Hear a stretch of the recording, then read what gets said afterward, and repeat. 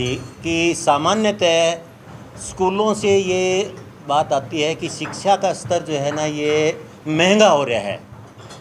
अगर हम आप लोगों को सच्चाई बताएंगे तो बड़ी अजीब तरह की होगी वो। आप देखिए, एक बच्चा हमारे पास पढ़ता है और वो कहता है कि फ़ीस ज़्यादा है या किताबें महंगी है। वही बच्चा हमारे स्कूल के बाद एकेडमी में जाता है जहाँ लाख रुपया या 50,000 देता है। कहाँ महंगा हुआ? वही बच्चा वहाँ पढ़ता है। आप देखिए कि कितनी अकेडमियाँ खुल रही हैं, उनमें कोई हिसाब नहीं है क्या पैसा लेते हैं। स्कूल क्या करता है कि स्कूल ये चाहता है कि वो सब सुविधाएं, आरटीई ये कहती है अब आरटीई में कि ये सुविधाएं आपके स्कूल में हर हाल में होनी ही चाहिए, क्योंकि आरटीई लागू हमारे यहाँ अब हुई है, पिछले साल से लागू की है सरकार ने। इससे पहले उन्होंने सरकारी स्कूलों में ही लागू की हुई थी, प्राइवेट स्कूलों में पिछले साल से लागू की है। तो वो कहते हैं कि वो सब सुविधाएँ, जब हम आरटीई एक्ट को पढ़ते हैं तो उन सुविधाओं को करने के लिए काफ़ी ज़्यादा जो उन्होंने चीज़ें दी हैं वो करनी बहुत ज़रूरी है। और स्वाभाविक है कि कोई भी चीज़ है, अब शिक्षा महंगी होती है, जो सारी महंगाई बढ़ती है उससे किताबें महंगी होती हैं, क्योंकि किताबें तो पब्लिशर छापते हैं। हमारे पास तो सिर्फ इतना होता है कि सरकार ने सारा तो लगा दिया कि भाई आपने अपना सारा खर्चा जोड़ के और 10% से ज़्यादा अपने फ़ीस नहीं बढ़ानी, ये कानून बढ़ा दिया। और हम बाकायदा वो फार्म 6 भर के देते हैं। वो किस लिए है? क्योंकि हमने स्टाफ की इंक्रीमेंट लगानी होती है। यदि हम इंक्रीमेंट नहीं लगाते तो वो भी नहीं बढ़ा पाएंगे। हमारे पास तो बिल्कुल इतना है, सीधा सीधा। तो आज हमने जो अपनी बात रखी है, वो हमारा सौभाग्य है कि आज हमारे बीच में हमारे सांसद महोदय हैं और उन्होंने हमारी बात सुनी और उन्होंने आश्वासन दिया है कि हम इसको उचित प्लेटफार्म पे रख के और उसको ठीक कराएंगे।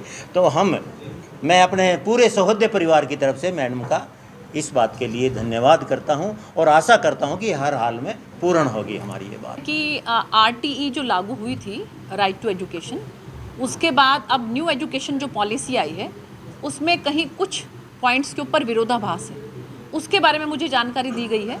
और इसके साथ साथ बच्चों को जो स्कूल में चेंज करना होता है एडमिशन, अगर सपोज़ वो गवर्नमेंट स्कूल में है और वो अगर प्राइवेट स्कूल में अपना चेंज करना चाहते हैं, शिफ्ट करना चाहते हैं, तो उसमें भी कुछ प्रॉब्लम मुझे बताई है।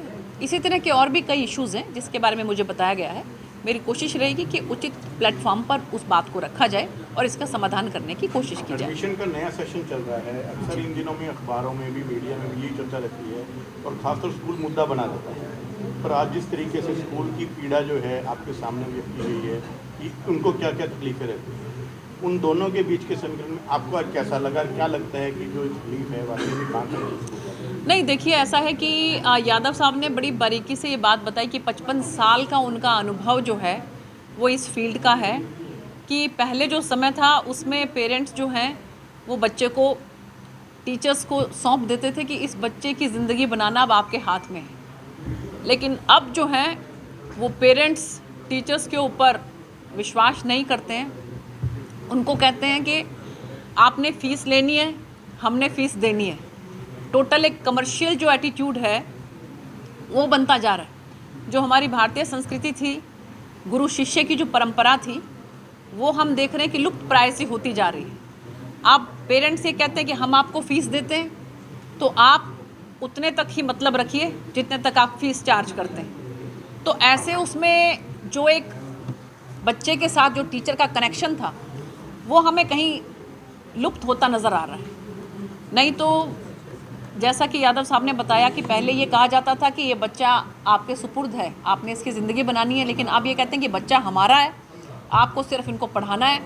अगर कहीं कोई बच्चे से दिक्कत आती है तो उसके बारे में आप हमें अवगत कराएं। तो मुझे लगता है कि ज़रूरत है कि फिर से हम धीरे धीरे कोशिश करें कि एक जो कनेक्ट है पेरेंट्स का टीचर्स के साथ और बच्चों का टीचर्स के साथ, बच्चों का पेरेंट्स के साथ, वो फिर से सौहार्दपूर्ण हो। तो ये हम सबकी कोशिश होनी चाहिए, क्योंकि माननीय प्रधानमंत्री नरेंद्र मोदी जी जो हैं वो कोशिश कर रहे हैं कि हमारा जो ट्रेडिशन है वो भी बरकरार रहे और जो मॉडर्निटी है, आधुनिकता है, वो भी टेक्नोलॉजी है जो वो भी साथ साथ चलती रहे। तो दोनों का एक सामंजस्य आपस में होना बहुत ज़रूरी है। तो मुझे लगता है कि उस कड़ी में स्कूल बहुत अच्छी भूमिका निभा सकते हैं और निभा भी रहे हैं। तो इसलिए जो समस्याएं जो बताई हैं, देखते हैं कि उनका समाधान हम कैसे कर सकते हैं, कोशिश करेंगे।